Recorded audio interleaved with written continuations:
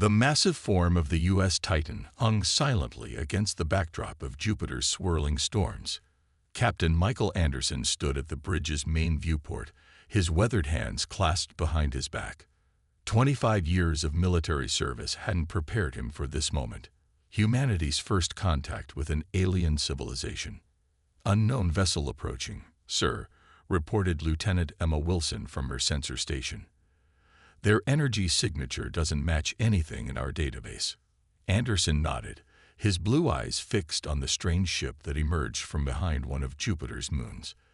It looked almost delicate, all smooth curves and gleaming surfaces, more like an artist's sculpture than a spaceship. "Status of our shields?" he asked, voice steady despite the tension filling the bridge. "Running at full capacity, sir. All weapon systems primed but dormant as ordered." The alien vessel, which they would later learn belonged to the Galactic Council, was barely a quarter the size of the Titan. Its sensors swept over the human battleship repeatedly, like a curious child examining a new toy. "Sir, they're hailing us," announced Communications Officer Peter Reed. "The translation matrix is processing their language." "On screen," Anderson ordered, straightening his uniform. The view screen flickered to life, revealing a creature that looked surprisingly close to a tall, thin human, except for its silvery skin and large purple eyes. The alien's expression was hard to read, but its body language screamed unease. "Greetings, vessel of unknown origin." The alien spoke, its words processed through the translation matrix. "I am lead observer Kelleth of the Galactic Council Survey Fleet." Anderson stepped forward. "This is Captain Michael Anderson of the United Earth Defense Force vessel U.S. Titan. You have entered protected space. State your purpose." The alien's eyes widened slightly at the term Defense Force. "We are peaceful explorers, Captain. We detected signs of advanced civilization in this system and came to investigate. Your vessel is unlike any we have encountered." Anderson could understand why. The Titan was built for war, a kilometer-long behemoth of hardened armor and advanced weaponry. Even powered down, the ship's massive rail gun batteries and missile pods were clearly visible along its hull. "We have reviewing your vessel's specifications," Kelleth continued, a slight tremor in its voice. "There seems to be some mistake. These readings suggest your ship carries enough firepower to destroy a small moon." "No mistake," Anderson replied calmly. "The Titan is a mid-range battleship in our defense fleet. We've learned through history that peace is best maintained through strength." The bridge crew watched as the alien observer's silver skin paled to an almost white shade.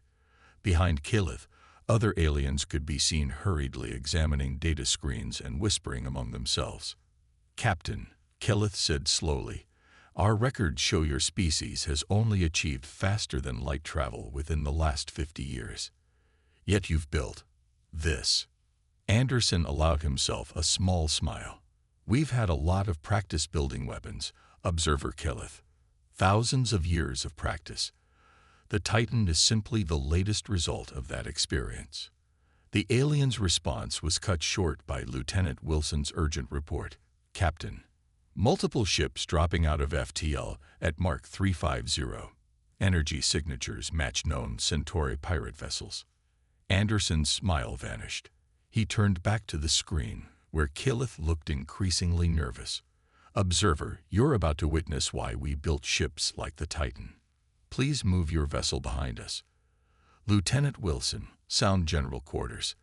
Let's show our guests how humanity handles uninvited company."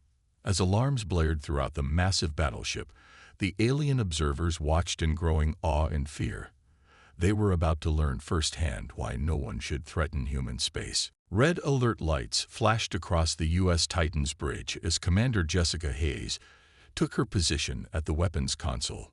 The Centauri pirates, notorious for preying on weaker civilizations, had obviously not expected to find Earth's most advanced battleship in their path.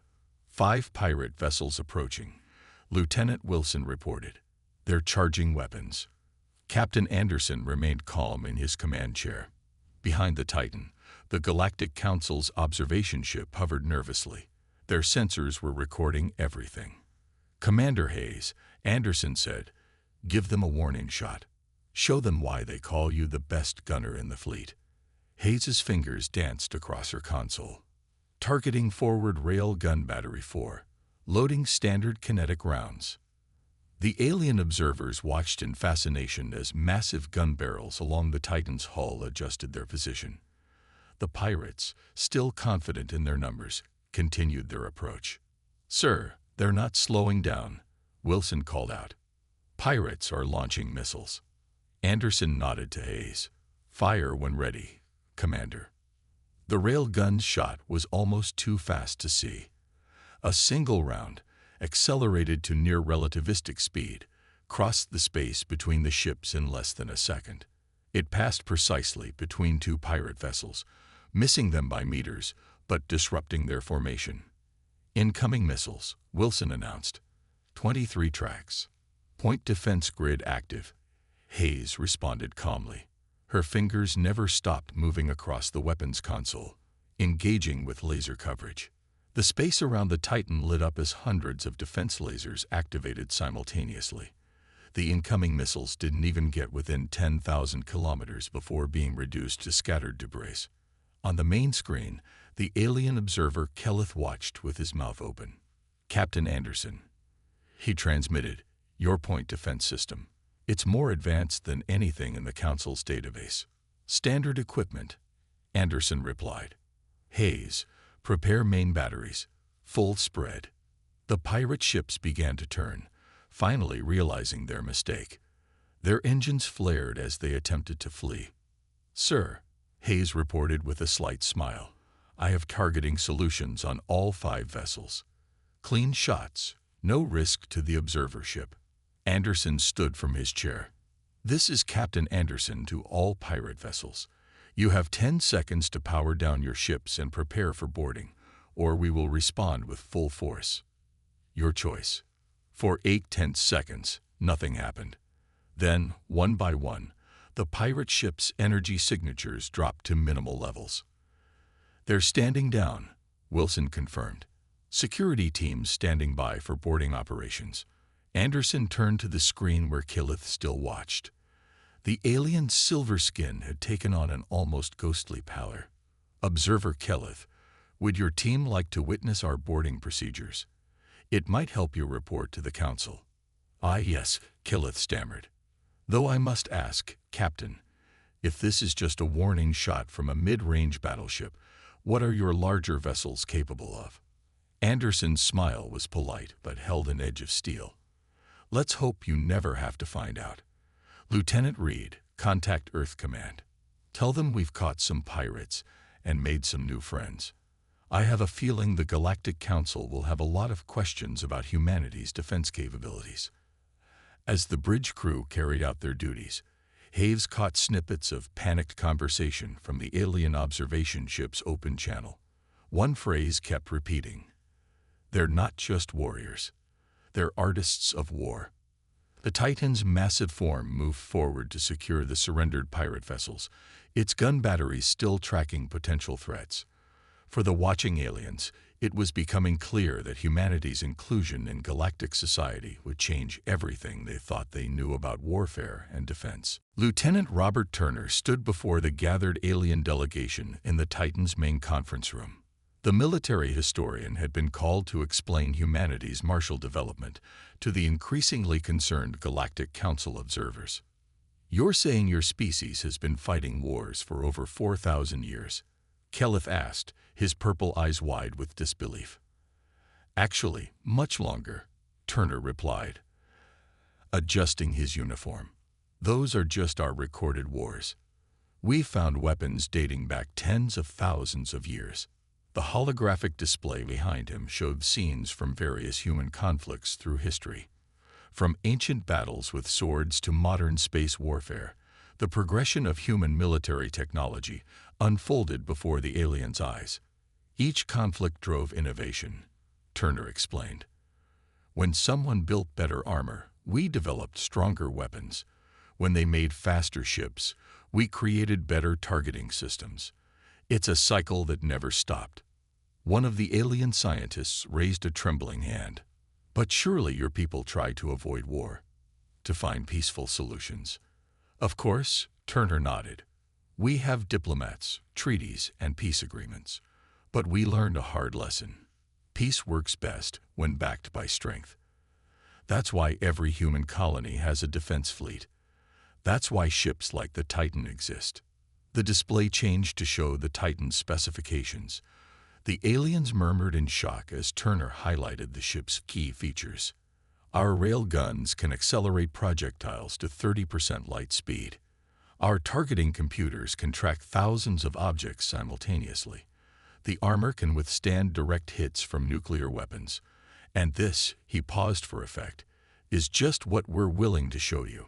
Captain Anderson, watching from the back of the room, noticed several aliens typing frantically into their devices, no doubt sending urgent messages back to the Galactic Council. But the most important thing isn't our technology, Turner continued. It's our experience. Every officer on this ship trains in combat scenarios daily. We run drills for every possible situation. When those pirates showed up, we weren't scared or surprised. We were ready. Killith stood up slowly. Lieutenant, in all our years of space exploration, we've never encountered a species that maintained such military readiness during peacetime. Turner smiled. That's because we learned another lesson from history. Peace isn't permanent. The pirates today proved that. There are always threats, whether from nature or other beings. Humanity chooses to be prepared. The room fell silent as the aliens processed this information. The display showed the Titan's sister ships, each equally massive and well-armed. One final question, Killith said quietly. How many ships like this does Earth have? Turner looked to Anderson, who nodded his approval. The Titan is part of the Jupiter Defense Fleet. Each major planet in our system has its own fleet, and we're building more every year. The aliens' translator couldn't quite capture their collective gasp, but their body language spoke volumes. They had expected to find a young, naive species taking its first steps into space. Instead, they found humanity, battle-hardened, heavily armed, and ready for anything the galaxy might throw at them.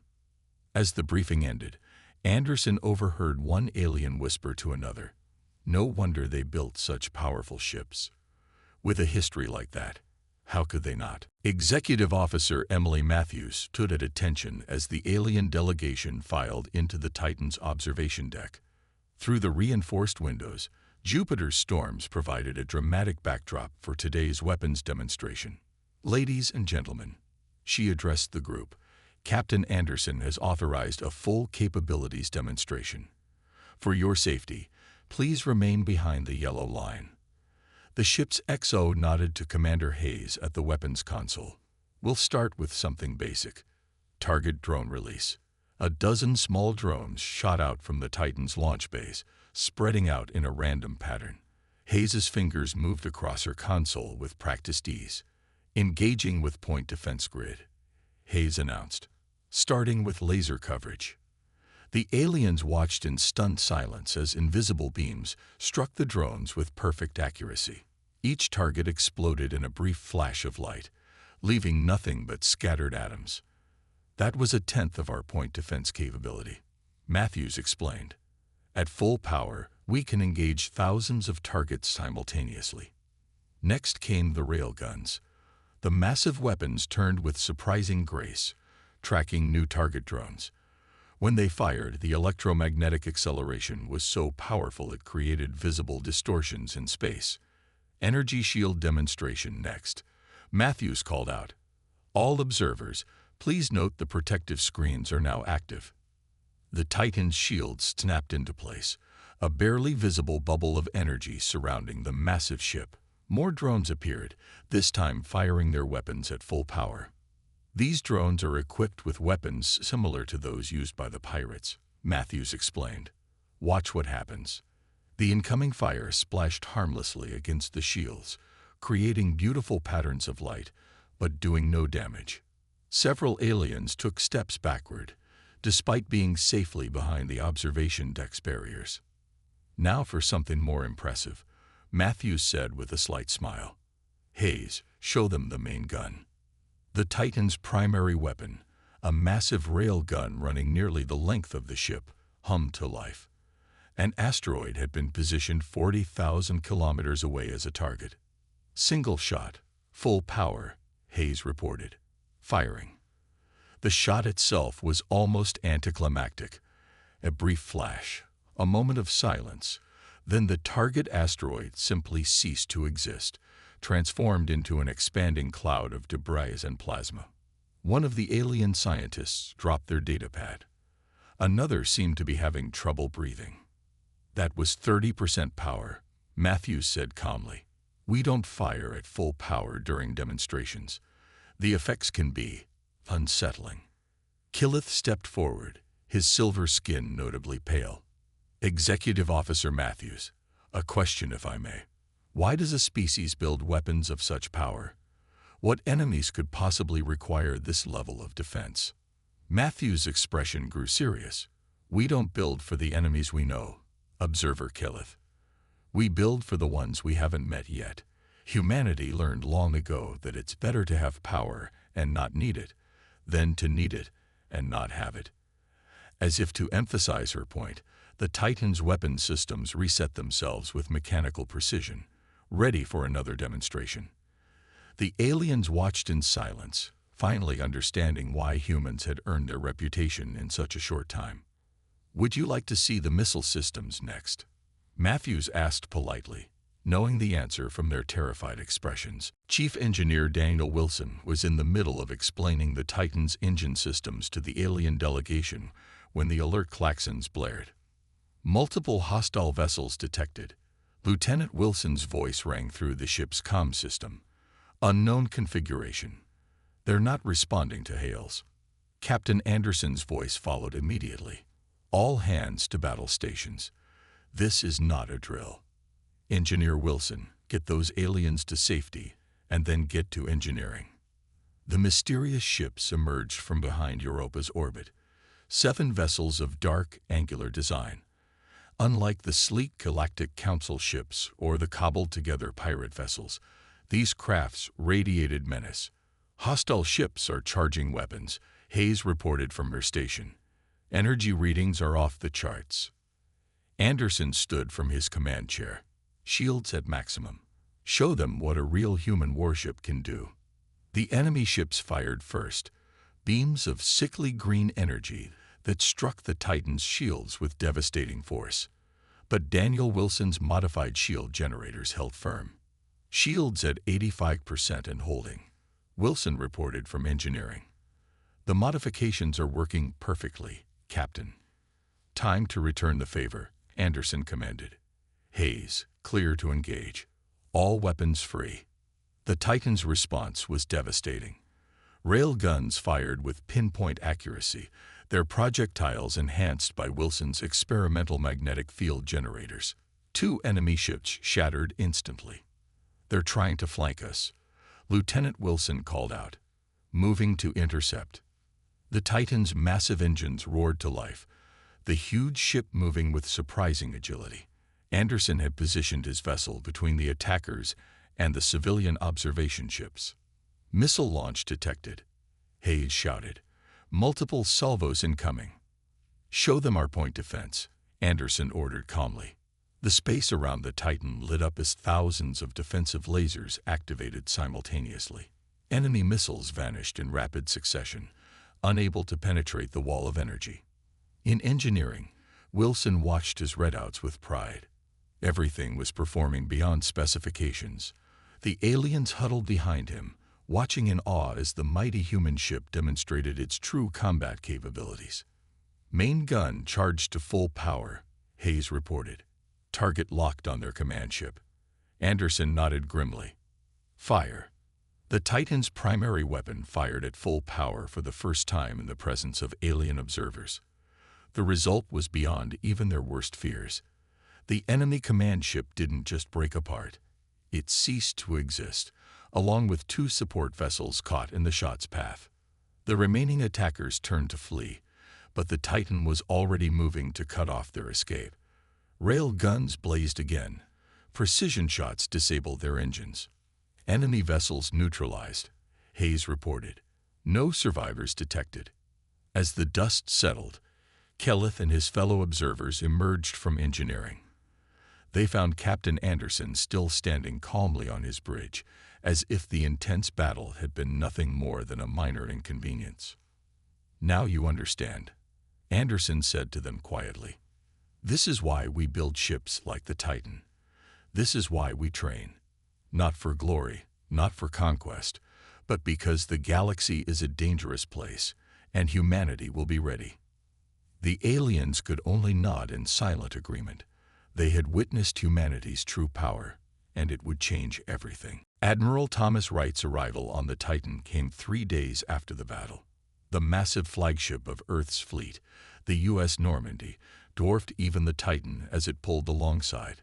The Galactic Council's diplomatic team watched in stunned silence as yet another example of human military might appear before them. "Captain Anderson," Wright said as he stepped onto the bridge, "I hear you've been giving our new friends quite a show." Anderson stood at attention. "Sir, we had no choice. The unknown hostiles." "At ease, Captain," Wright interrupted with a smile. "You did exactly what you should have. In fact, you may have just changed the course of human history." The Admiral turned to address the alien delegation. His presence commanded attention, 4 decades of military service evident in his bearing. "Observer Kelleth," Wright said, "I understand you've spent the last few days analyzing our response to the attack." The alien nodded, his silver skin shimmering under the bridge lights. "Yes, Admiral. We've never seen anything like it. The speed of response, the precision of attacks, the power of your weapons, it's beyond anything in Council records." Wright nodded. "And you should know, the Titan is just one of our mid-range vessels. Would you like to see the Normandy specifications?" Several aliens visibly backed away. "That won't be necessary," Kelleth said quickly. "We've seen enough to understand that we greatly underestimated humanity's military capabilities." "Not just our capabilities," Wright corrected. "Our mindset. Every human ship, every crew member, trains constantly for situations like this. We don't want war, but we're always ready for it." The Admiral activated a holographic display showing Earth's complete defense fleet. The aliens' translator struggled to capture their collective gasp of shock. "This is why we're here," Wright continued. "Earth is ready to join the Galactic Council, but not as just another member. We're offering our services as the Council's primary defense force." Kelleth's purple eyes widened. "You would protect Council space. It's what we do best," Wright replied. "Those hostiles you encountered, they won't be the last. The galaxy needs defenders who know how to fight, who are ready to fight. That's us." The alien delegation huddled together, speaking rapidly in their native language. Finally, Kelleth turned back. "The Council will need to vote, but," he glanced at the battle damage still visible on some of the Titan's armor plates, "I believe they will accept your offer." Quickly. Wright smiled. "Smart decision. Captain Anderson, prepare your crew for a trip to Earth. I believe we have some treaties to sign."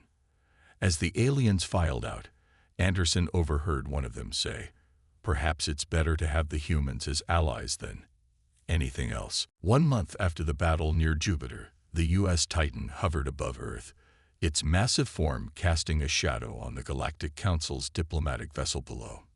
Inside the United Nations Assembly Hall, Captain Anderson stood before representatives from over 200 alien species. "The vote is unanimous," announced the Council's High Speaker. "Earth is hereby accepted as a full member of the Galactic Council, with special status as primary defense force for all Council space." Admiral Wright signed the treaty with a simple pen, a deliberate choice that made several aliens shift uncomfortably. They'd seen what humans could do with advanced technology. This reminder of humanity's humble beginnings only emphasized how far they'd come. "Captain Anderson," the High Speaker called out, "your actions during the Jupiter incident have become legendary among our people. Would you address the Council?" Anderson stepped forward, his dress uniform gleaming under the hall's lights. "Thank you, High Speaker. Humanity is honored to join the Council. We pledge to defend all member species as if they were our own." The chamber erupted in applause, though some aliens still showed signs of nervousness. They'd all seen the reports from the Titan, both the demonstration and the real battle. Back on the Titan's bridge, Commander Hayes watched the ceremony through the main view screen. "Think they understand what they're getting, Lieutenant?" she asked Wilson. "They understand enough," Wilson replied. "They've seen our ships, our weapons, our training. They know we're serious about defense." The ceremony concluded with the announcement of a new initiative. The Human Defense Force would begin training Council species in military tactics and ship operations. Already, hundreds of aliens had volunteered. "It's funny," Anderson said later that evening, standing in the Titan's observation deck with Admiral Wright. "A month ago, they were terrified of us. Now they're counting on us to protect them." Wright nodded, because they finally understand something that humanity has known for thousands of years.